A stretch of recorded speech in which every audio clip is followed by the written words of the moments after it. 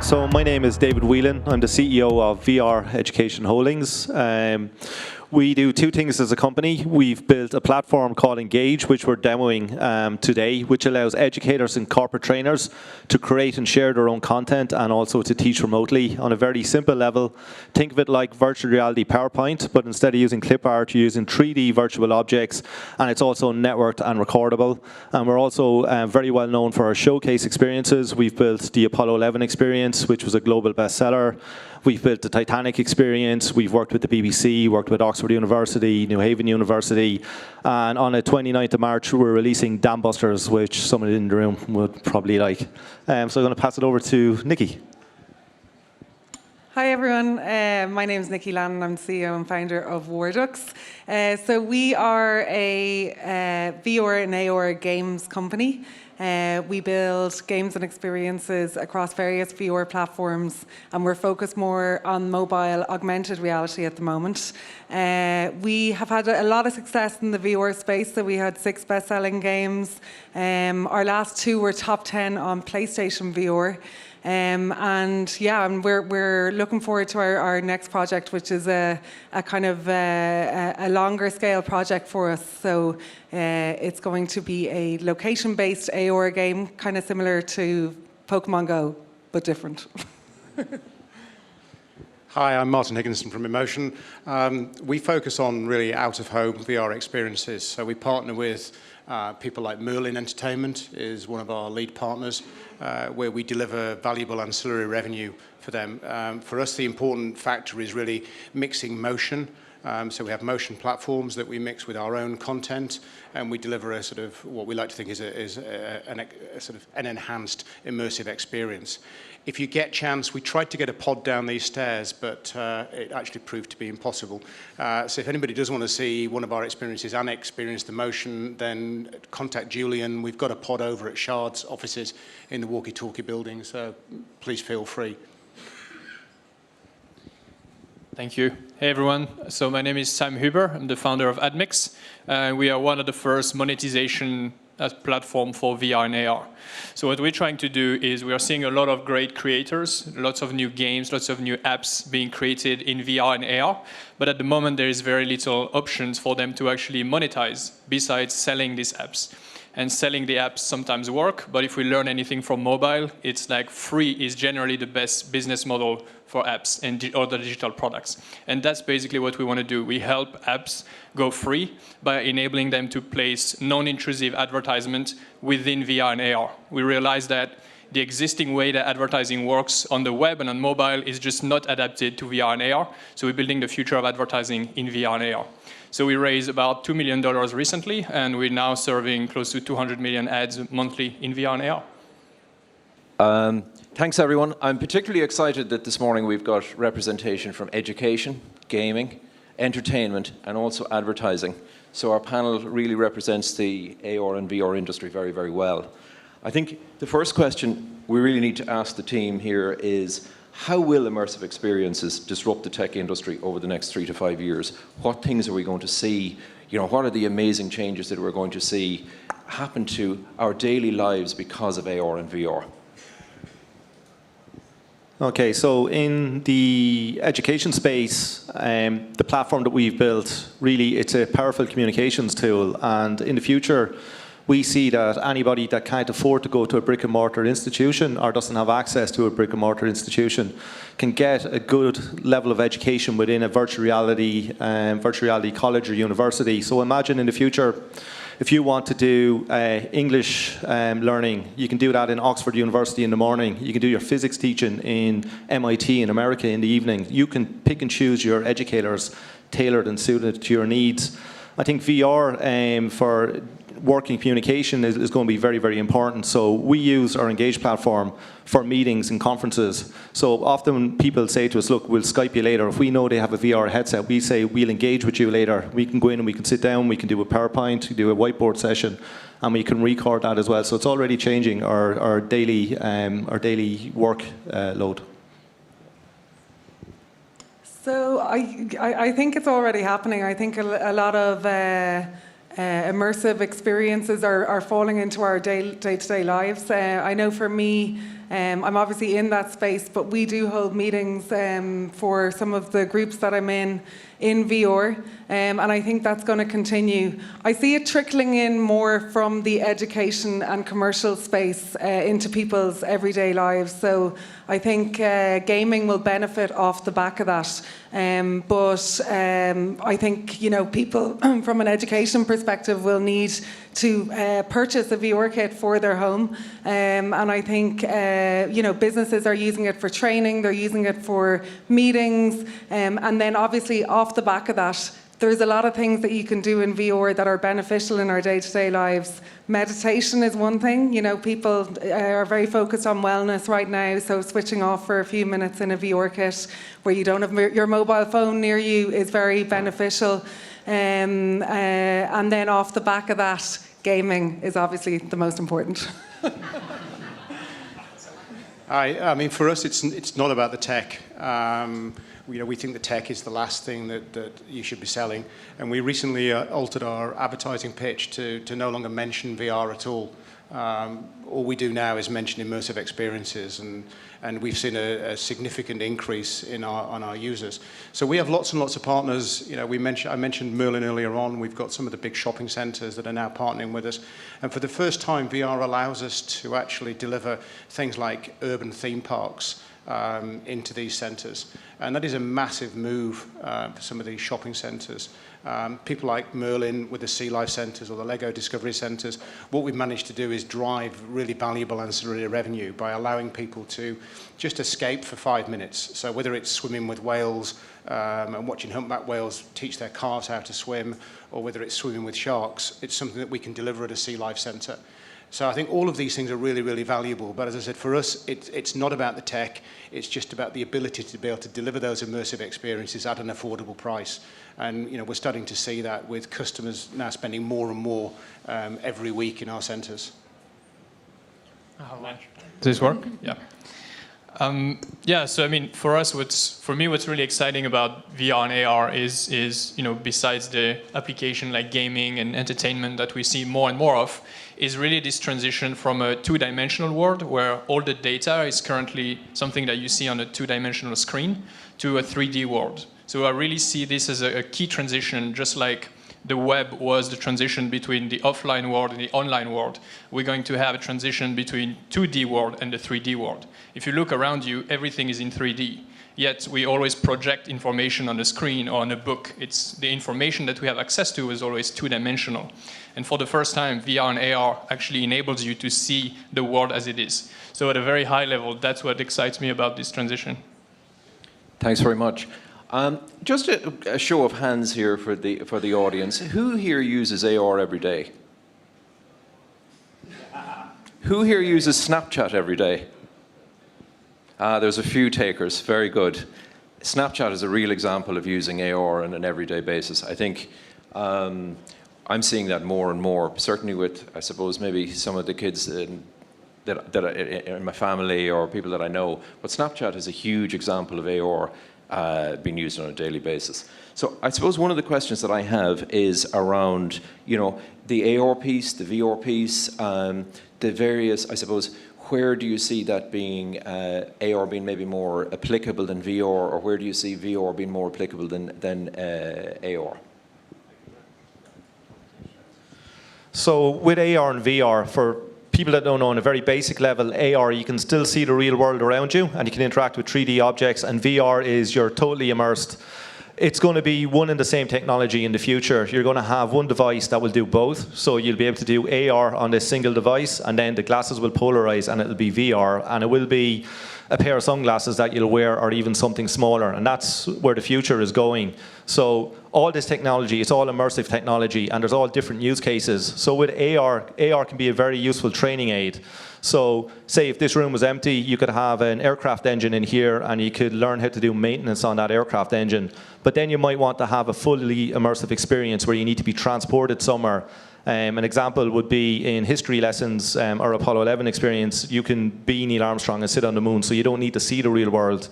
I think where a really, really big inflection point is coming quite soon is when Elon Musk lands people on Mars, he fully intends that everybody on this planet will be able to witness that first step in virtual reality. So that's going to be a full immersive experience.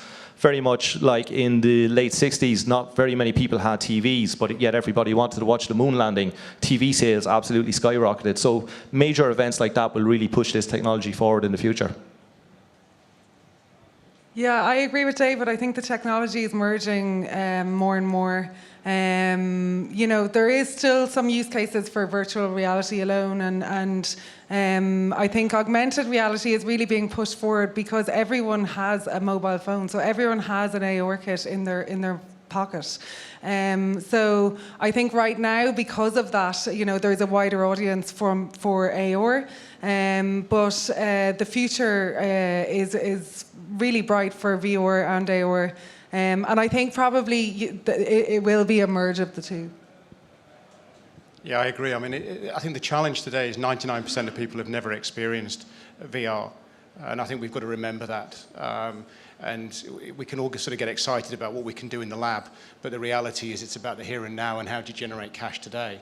So I think we spend our time really on sort of functionality over form, and it really is about, you know, how can you deliver something that drives revenue today? And sometimes you're going to have to, you know, put a pair of glasses on that are not as high quality as maybe something else. And the reason you have to do that is because you've got to collaborate. You've got to sort of re-register a lot of these things every time. So the calibration of these it can be quite hard in a sort of industrial area. So I think what we've got to remember is there's lots of stuff that is going to happen definitely in the future, but I think we've got to bring it back to the here and now. You remember that 99% of people have never experienced things. So I think let's get them experiencing. You know, one of the things we're seeing is, you know, we're getting people onto the cinematic pods, and then they're actually progressing up to then doing car racing and then interactive gaming and actually spending 30, 40 minutes in VR. But they'd never do that, you know, out of the gate. And I think this is really, really important. Let's just allow people to sort of walk before we sort of start racing ahead, because I think it's easy. We all get very excited about this, but you as investors have to remember that this is sort of day one of an exciting journey. Yeah, not much to add to that, to be honest. I think, you know, I like to see VR as more like the desktop computer in a way, because it's fully inclusive. It takes you somewhere else, so you can't really walk when you're wearing it. Whereas AR, when we're talking about mobile AR with glasses, it's something that will be more like the mobile, something you can always have on. Doesn't mean you will always see augmented reality content. You know, it's something that will have notification when you need them, very contextual to help you out. Whereas VR is more going to be probably home entertainment and something you'll do at home in the comfort of your own home. Great. I have a question for David here beside me, just particularly around the immersiveness of the VR education piece. I know you mentioned to me the retention levels in a VR environment are significant versus the real world. Do you want to talk about that a little bit? Yeah, so I can give you some real-world examples. So in some cases, using VR over traditional methods, there's an 80% better retention rate. Now, VR is not a new technology. Jesus, I must have been up early. So it's been around over 40 years, but only high-end institutions have been able to use VR. So the likes of NASA, medical training institutions, the US military have been using VR for training for many, many years. And what we're using with it now is with Oxford University. What they used to do previously was they used to put professors on aeroplanes, send them over to Africa to teach students over there how to resus babies with very, very limited equipment. And they used to use a doll to do that.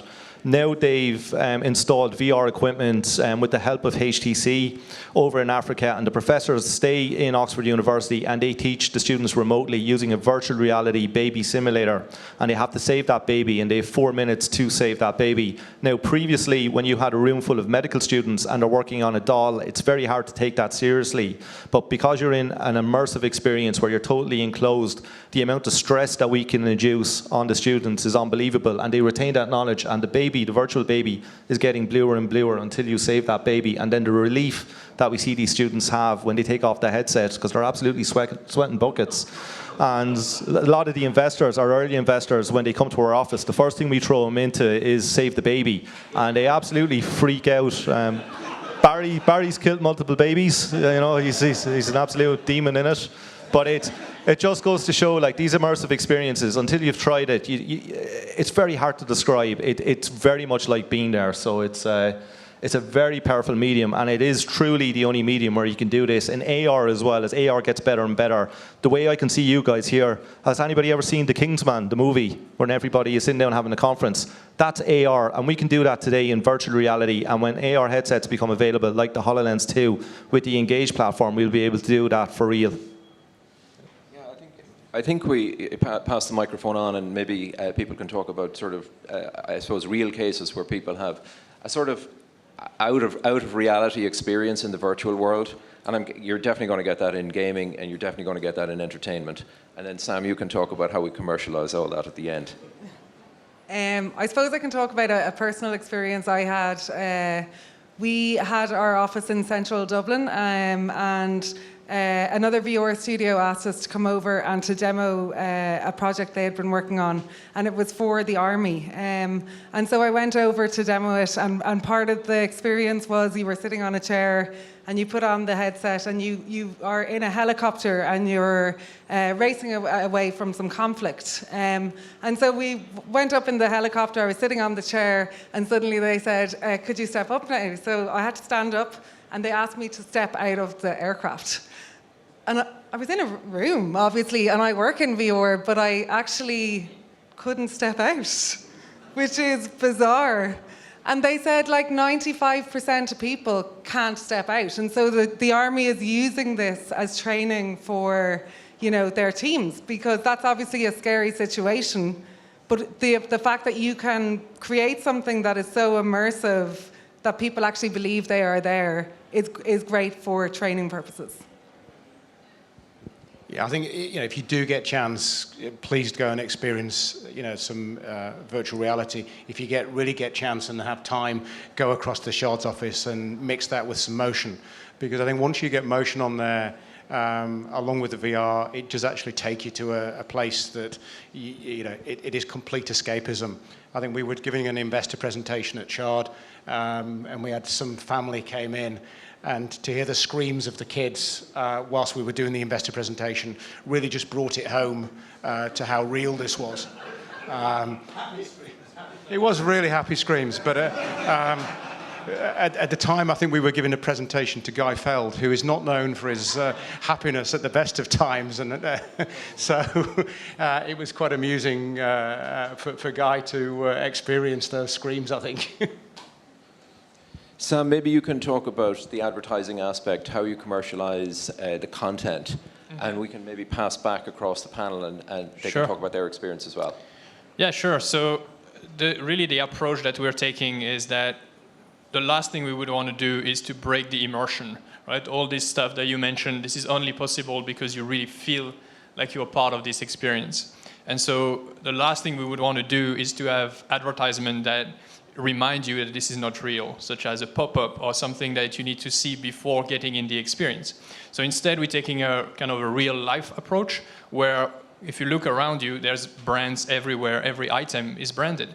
And that's really what we want to do. We want to make it more real by integrating brands as part of the experience. So that when you're in a city, you walk and you see a billboard, instead of being a fake ad, it's actually a real ad served by a real company who wants to reach you at this very moment. So this is basically what we're doing. So we have different products. You can integrate simple banners, videos, and very soon 3D products, like a bottle of water, a can of Coke, a laptop, in the experience that really look like they are part of the experience, but actually they are ads. And to some extent, our goal is to bring advertising back into the creative process. I was a developer myself before, running a small game studio, and was very frustrated by the options that we had to monetize our games. You basically could only have a video before the content or a banner at the bottom, and you couldn't customize it in any way. So instead, what we're doing is telling the developers, now you can actually you can decide where you want the ads to be, when they trigger, what they look like. And so the developers actually control the advertising experience as well, as if it was part of the creative experience. And from the experience that we have with over 100 developers using our platform, they absolutely love that. So the commercialization, is it, of the products? So I can give you some real-world examples again. So we work closely with Shenandoah University in the United States. They've licensed our Engage platform, and they use it for creating their own simulations. They work a lot with first responders, and they work a lot with military contracts as well. And an example of some military work that they do is treating post-traumatic stress disorder. So there's a lot of soldiers coming back from battlefields in the UK and the United States, and they have, for better words, shell shock. So they're very jittery. It's a very, very post-traumatic stress disorder. It's a really, really bad disorder. And the way they're treated within virtual reality is they're made relive what gave them that disorder. So if it was an IED, they're made relive that IED explosion, and it desensitizes. Now, it sounds like an absolute nightmare, but it really, really works with the soldiers. And with Shenandoah, they're doing a lot of, as I said, first responder training inside as well. So a lot of active shooter stuff happens in the US. You know, it's like, how do we respond? What are the procedures? So that's the kind of stuff they're teaching within the Engage platform today. That's great. You happy to talk about commercialization and how you're going with your gaming, and you know how you're getting traction within the market? Yeah, sure. So our product is a B2C product. So, you know, we launch it on the various platforms. If we build like a high-end VR game, we launch it on the high-end platforms, and then if a mobile one on the mobile platforms, and then we sell them to just basically to consumers. So on PlayStation VR through the PlayStation Store. We haven't put advertising in any of our games as of yet, but we will down the line. It is a fine balance, again, because, you know, when people are in an experience, there's definitely such a good opportunity to advertise to them and to get messages through to them, but you do not want to get them out of the experience that they're having. And then, you know, you want to make sure it's kind of more passive than aggressive, because you don't want to cheapen your own brand. You know, I feel like VR experiences are kind of like a movie, so, you know, you have to be very careful, you know, that you're not very, very obvious with that. So that is something we will look to do down the line. Nikki, what kind of customer demand growth are you seeing at the moment? Like you've had a number of great successes, yeah, with your games. What kind of growth are you seeing there? What kind of customer demand change are you seeing over maybe the last, I don't know, 18, 24 months? Yeah, sure. So, well, we see a lot of success over the Christmas period, and I think David will agree with me on that. PlayStation VR is definitely our biggest platform, and that's the audience. You know, it's a gamer audience. They're willing to spend money on titles. We see the Christmas period being the most popular period, and then like there is quite significant sales there, and a lot of interest for that type of content. But PlayStation VR is definitely the platform that we focus on. Right. Yeah. I mean, we're totally focused on commercialization. I think when we started this business, it was really about what can the end customer actually afford to pay. And that's where we started the journey, rather than designing something first. We felt that sort of £3 to £5 per experience was the right price. I think a lot of VR experiences are just too expensive. You know, things like The Void is great. It's an amazing experience, but at sort of £20, £30 per head, I think it's just out of the reach of most families. So what we did is we looked at what was the end price, and then we reversed engineered everything. So when you go to our centres, you know, we pride ourselves on being technology agnostic. It's about just eroding those costs down and beating people up. We're all about the content. Most of our stuff at the moment runs on out of home. That doesn't mean that, you know, as with anything, it won't find itself in home as the market starts to grow. But we're really focused on the out of home experience, and we're seeing revenues grow, you know, rapidly. You know, compared a year ago, you know, in one of our centres, we've seen amazing increases in terms of customer usage and spend. So I think VR is definitely going up, and also the profile of people coming through the door. As I said earlier on, it was about 99% of people had never experienced it, so it's getting them onto something. Maybe it's a roller coaster ride, and then within 2 months they're then coming back and they're going on car racing. And as I said, they're spending inordinate amounts of time actually immersed in that whole VR area. And now we're introducing more and more multiplayer type games. And we're starting to see much, much greater take-up. But again, everything that we do is based on sort of roughly about £1 a minute. And I think if we do that, and then if you book for 60 minutes, you're getting it for sort of 40 quid. But it's actually offering value for money. And as we touched on before, shopping centres, entertainment centres are going through a state of crisis. What we can actually offer is a solution to that. And whilst we're only part of the solution, offering entertainment in these centres is a reason to actually go to a shopping mall over and beyond just shopping. Online shopping actually creates more leisure time. So what we're about is actually giving you something to do within that leisure time, giving something that the family can do. And I think that's where we're really making a big difference at the moment. So I guess we're in a fortunate position in a way that we're not exactly part of the VR AR market, because our revenue actually doesn't come from VR AR users, but they come from big brands like Uber, National Geographic, Adidas, Orange, who wants to advertise in a new channel. And we're giving them the opportunity for the first time to get their brand seen in a different way in VR and in AR. And so, yeah, it kind of creates, obviously, new opportunities. And I think in terms of commercialization and growth, we've been literally blown away by how many people were actually using VR, not only on the premium channel like Oculus or Vive, but also simply downloading simple apps on their phones and actually on the Play Store or iOS Store. We actually launched our programmatic solution towards the summer last year. At the time, we were serving around 2 million ad requests per month, and this has steadily increased to 200 million today. So not only do we have more apps on the platform, but the apps that are already on our platform are actually growing and growing pretty quickly as well. So this is a very, very good sign for the industry. So I think we're close on 5 minutes to go. I think this is probably a good time to see if the audience have any questions for the panel. I see a question down here. Here we go. It's Mr. VR. Thank you. Firstly, Samuel, a kind request, please. I think what you're doing is fantastic, actually, but please don't put it into Beat Saber, because I would just find that too distracting. But what I'm interested to hear, actually, from each of you, because you do come from different elements of the ecosystem, which is great and fantastic for today.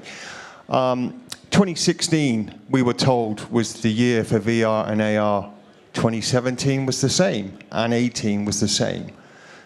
Maybe 19, 20 years, but I'd be interested to know from each of you, what is that thing that really needs to happen to get it to that next level? You can't believe in Facebook all the time. So it's practical applications. Is this going to make a difference in my life? How is this going to help my life? Do I need to travel so much? Is this going to make me smarter? Can I do things more productive in virtual reality? At the moment, it is very much an entertainment product. So it's being used very much in games. Pornography is a big thing in VR as well. Probably half the money in VR has gone in there. But the next generation of hardware, which is coming this year, first half of this year, the Oculus Quest is a $400 device. You don't need any laptops. You don't need any cables. It's a very, very good experience. A lot of people looked at the Oculus Go as the dawn of VR, but really that's a $200 device. It's 3 degrees of freedom. So if you move forward and backwards within that device, it can make people feel dizzy, and it put a lot of people off. This next generation, which we're only weeks away from, really will be the birth of VR, I feel. It's going to take businesses really to take a hold of it, so training applications, conferences and the likes. Then it will filter into education, but definitely this next generation is the one that we've been waiting for. And Apple are developing a device as well. They haven't said when it's coming out. I believe it's going to come out in 2020. When Apple bring out a device, it'll be really cool. It'll cost twice as much as anybody else, but people will lap it up immensely. So I agree with David. So I think definitely it's going to filter in a different way. I think they were quite aggressive in their figures before. They just expected people to run out and buy a VR kit because they were on the market.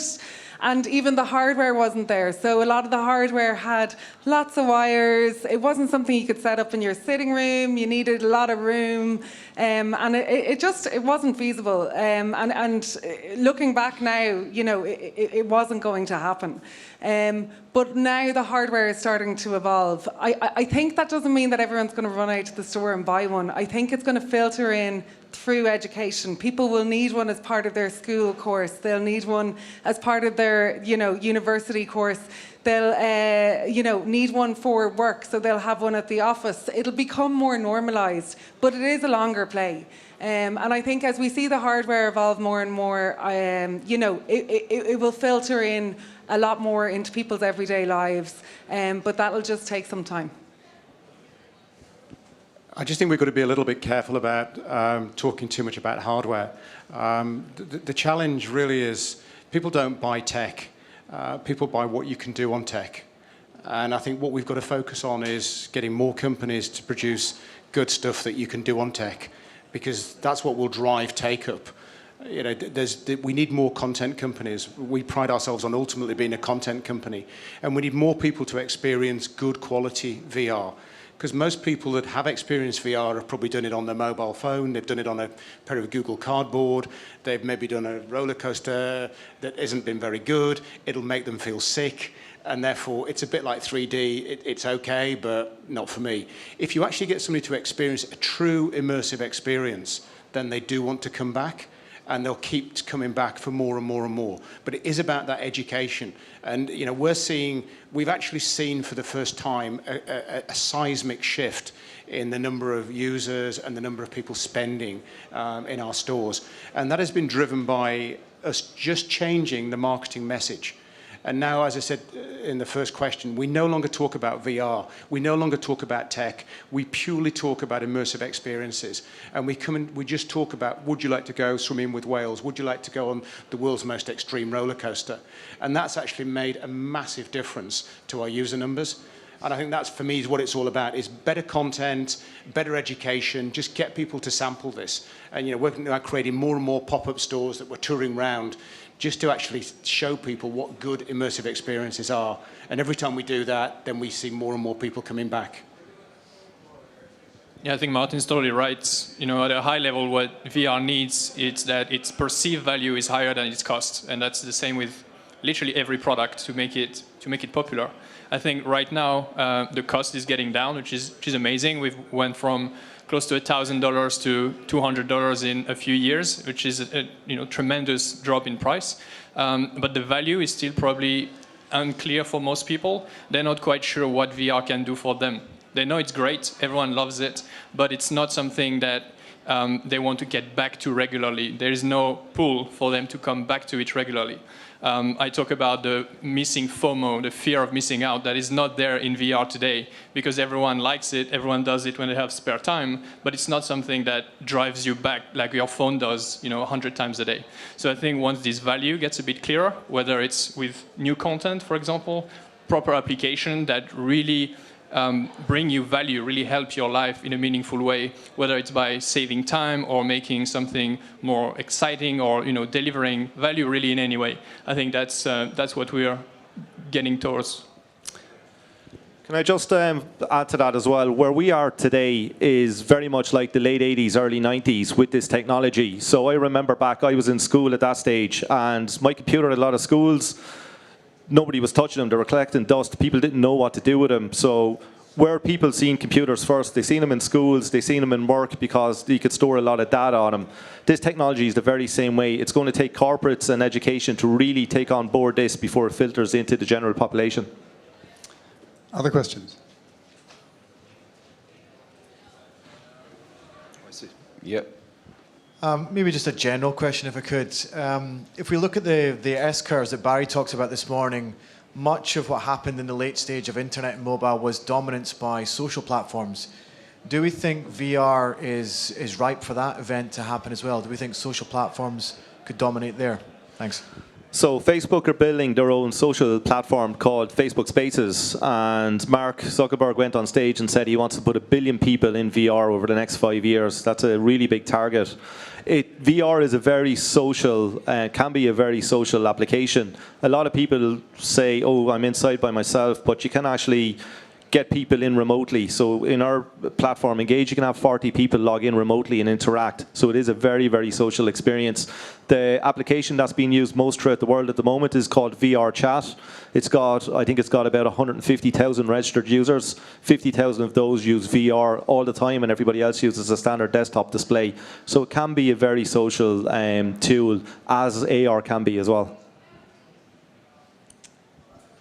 I totally agree. I think, I don't know who the main player is going to be, but we're definitely going to see loads of social channels in VR. We've already seen massive adoption there. People want to communicate. People don't want to be on their own. So it's I think that's going to be a huge opportunity going forward.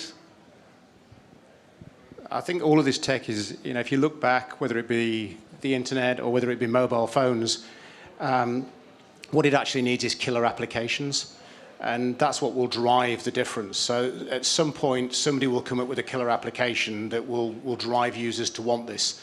And if you think back to the mobile phones, and it's not that long ago, the early 2000s, we were just using mobile phones to talk on. And now we very rarely talk, we just send texts and all the rest of it.